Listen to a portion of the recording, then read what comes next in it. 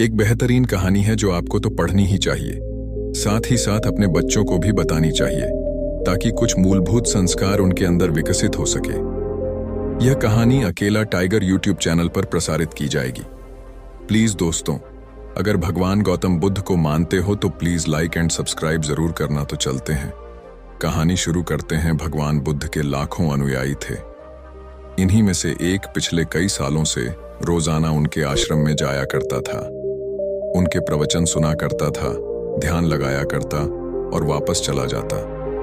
यह सिलसिला ऐसा ही चलता रहा, मगर एक दिन यह अनुयायी आश्रम नहीं आया और उसके बाद उसने आश्रम में जाना ही छोड़ दिया। बाकी कई लोगों की तरह बुद्ध ने भी यह महसूस किया कि उसका नियमित आने वाला अनुयायी किसी वजह से अब आना बंद हो गया है। इस बात को कई दिन बीत गए। एक दिन बुद्ध अपनी भिक्षा मांगकर एक गांव के रास्ते से गुजर रहे थे। यह गांव दरअसल उसी अनुयायी का था जिसने अब आश्रम में आना छोड़ दिया था। बुद्ध उस अनुयायी के घर की तरफ चल दिए। जब उसके घर के पास पहुंचे तब वह अनुयायी अपने घर के आंगन में कुछ काम कर रहा था। बुद्ध को देखते ही वह उनके पास आया, उन्हें प्रणाम किया और उन्हें बैठने के लिए आंगन के चबूतरे पर चटाई बिछा दी। बुद्ध चटाई पर आराम से बैठ गए और अनुयायी से बात करने लगे। बुद्ध ने पहले उस अनुयायी के स्वास्थ्य के बारे में पूछा और फिर पूछा कि उसके परिवार में सब कुशल मंगल तो है ना। अनुयायी ने कहा कि सब कुछ ठीक है, कोई भी अस्वस्थ नहीं है। बुद्ध ने उससे आगे पूछा, अगर सब ठीक है तो तुमने आश्रम में आना क्यों छोड़ दिया? अब अनुयायी ने थोड़ा सा शर्मिंदा होते हुए कहा, गुरुजी, मैं क्या करता? मेरे पास पहनने के लिए सिर्फ एक ही जोड़ी कपड़ा है और वह भी अब जगह जगह से फट चुका है, उसमें कई जगह छेद हो गए हैं। अब आप ही बताइए, ऐसी हालत में मैं इतने सारे लोगों के सामने कैसे आता? बुद्ध ने उसकी तरफ ध्यान से देखा और पाया कि उसकी बातों में पूरी सच्चाई थी और उसके कपड़ों की हालत खस्ता थी। बुद्ध ने मुस्कुराते हुए उस अनुयायी के कंधे पर हाथ रखा और सब ठीक हो जाएगा बोलकर उसे दिलासा दिया और वहां से चले गए। एक बार बुद्ध जब प्रवचन दे रहे थे तो प्रवचन खत्म होने के बाद बुद्ध ने अपने एक धनवान अनुयायी को रोकने के लिए कहा। बुद्ध ने उससे कहा कि वह उनके गरीब अनुयायी को 2 जोड़ी कपड़े भिजवा दें। श्रीमंत अनुयायी ने उनसे वचन दिया कि वह अगले दिन जैसा उन्होंने कहा है वैसा ही करेगा। अगले दिन अपने वचन के मुताबिक श्रीमंत अनुयायी ने अपने नौकर के हाथों न सिर्फ उस गरीब अनुयायी के लिए बल्कि उसके पूरे परिवार के लिए 2 जोड़ी कपड़े भिजवा दिए। नए कपड़े पाकर गरीब अनुयायी और उसका पूरा परिवार बहुत खुश हो गया। अगले दिन से बुद्ध ने देखा कि वह अनुयायी फिर से आश्रम में आने लगा है। बुद्ध ने उससे पूछा कि अब तुम्हें कोई परेशानी तो नहीं है? अगर है तो बताओ। अनुयायी ने कहा, अब मुझे कोई तकलीफ नहीं है, बस कपड़ों की थी जो आपने हल कर दी। अब मैं बहुत खुश हूं। अंधे व्यक्ति की कहानी। गांव के अंत में एक अंधा व्यक्ति रहता था जो एकांत में अपनी दुनिया में खोया रहता था। गांव के लोग उसे हमेशा नजरअंदाज करते थे और उसकी कद्र नहीं करते थे क्योंकि वह देखने में असमर्थ था। किसान ने उससे भी वही सवाल किया, आपके पास सबसे अनमोल क्या है जिसकी आप कद्र करते हैं? अंधे व्यक्ति ने एक पल के लिए मौन साध लिया और फिर धीरे से कहा, मेरे पास कुछ नहीं है, लेकिन मेरे कान मुझे इस दुनिया से जोड़ते हैं। जो आवाजें मैं सुनता हूं वे मेरे लिए सबसे अनमोल हैं क्योंकि वे ही मुझे इस दुनिया का एहसास कराती हैं। किसान यह उत्तर सुनकर चकित रह गया। वह सोचने लगा कि कैसे अंधा व्यक्ति उन चीजों की कद्र कर सकता है जिन्हें वह देख भी नहीं सकता। लेकिन फिर उसे महसूस हुआ कि कद्र करना केवल भौतिक वस्तुओं से जुड़ा नहीं होता बल्कि उससे जुड़ी भावनाओं और अनुभवों से भी होता है।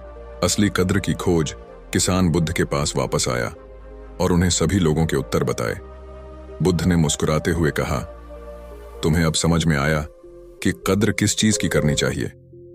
किसान ने गहरी सांस ली और कहा, मैं समझ गया कि कद्र केवल उन चीजों की नहीं करनी चाहिए जो हमारे पास भौतिक रूप में है, बल्कि उन चीजों की भी करनी चाहिए जो हमारे जीवन को सार्थक बनाती हैं, जैसे रिश्ते, अनुभव और भावनाएं। बुद्ध ने किसान की बात पर सहमति जताई और कहा, सही कहा, तुमने यह समझ लिया कि जिन चीजों की तुम कद्र नहीं करते वे भी तुम्हारे जीवन में महत्वपूर्ण हो सकती हैं।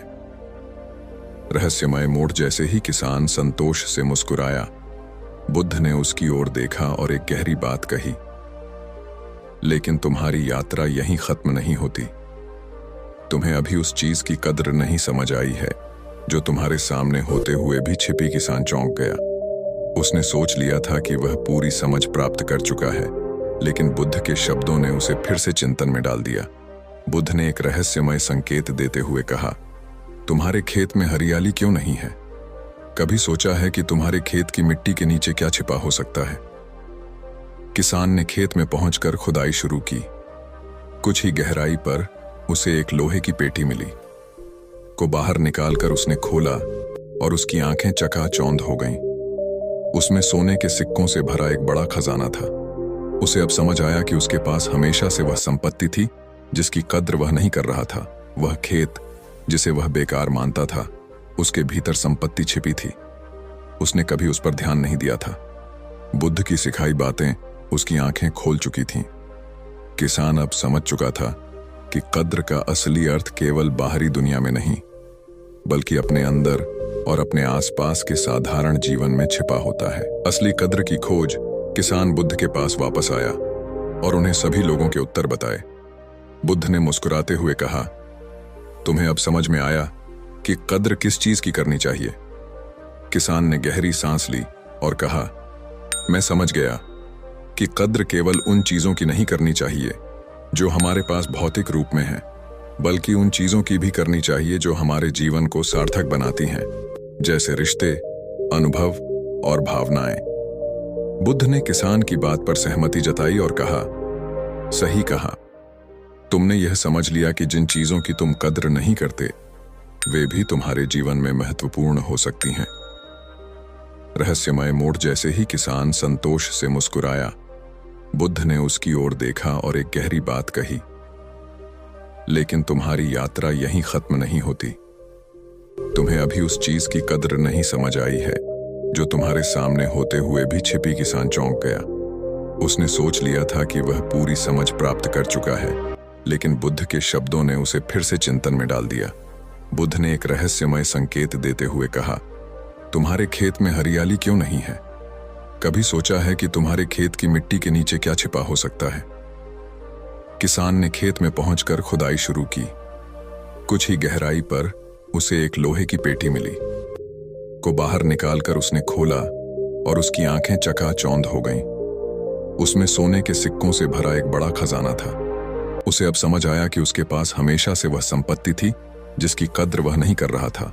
वह खेत जिसे वह बेकार मानता था, उसके भीतर संपत्ति छिपी थी। उसने कभी उस पर ध्यान नहीं दिया था। बुद्ध की सिखाई बातें उसकी आंखें खोल चुकी थीं।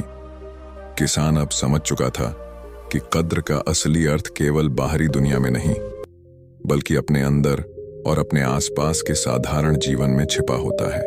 चरणों में गिरकर धन्यवाद कहा, भगवान, आपने मेरी आंखें खोल दी। मैंने अब समझ लिया कि मेरे जीवन की असली दौलत मेरी आंखों के सामने थी, पर मैंने कभी उसकी कद्र नहीं की। बुद्ध ने मुस्कुराते हुए कहा, यह सबक केवल तुम्हारे लिए नहीं था। जो कोई भी अपनी दुनिया की साधारण चीजों की कद्र नहीं करता, वह जीवन में हमेशा अधूरा महसूस करेगा। किसान ने बुद्ध की इस बात को गहराई से समझा। उसने महसूस किया कि दुनिया के प्रत्येक इंसान के पास कुछ न कुछ अनमोल होता है जिसकी कद्र उसे करनी चाहिए। उसने ठान लिया कि अब वह अपनी जिंदगी की हर छोटी बड़ी चीज की कद्र करेगा, चाहे वह चीज दिखने में छोटी हो या बड़ी। इस तरह किसान ने अपने जीवन का असली खजाना पा लिया, कद्र करना और आभार व्यक्त करना। बुद्ध ने अपने शिष्यों से कहा, यही सच्ची समृद्धि है, अपने जीवन की कद्र करना और उसकी सुंदरता को पहचानना। यह कहानी एक प्रेरणा है कि कद्र केवल धन और वस्त्रों की नहीं, बल्कि उन सभी चीजों की होनी चाहिए जो हमारे जीवन को समृद्ध बनाती हैं, चाहे वह रिश्ते हों, अनुभव हों या भावनाएं। कहानी अगर अच्छी लगी है तो प्लीज अकेला टाइगर यूट्यूब चैनल को लाइक एंड सब्सक्राइब करें। साथ में अपने दोस्तों को शेयर करें ताकि मुझे मोटिवेशन मिले और मैं नेक्स्ट वीडियो बना सकूं। तो दोस्तों, मिलते हैं नेक्स्ट वीडियो में। तब तक जय भीम, नमो बुद्धा।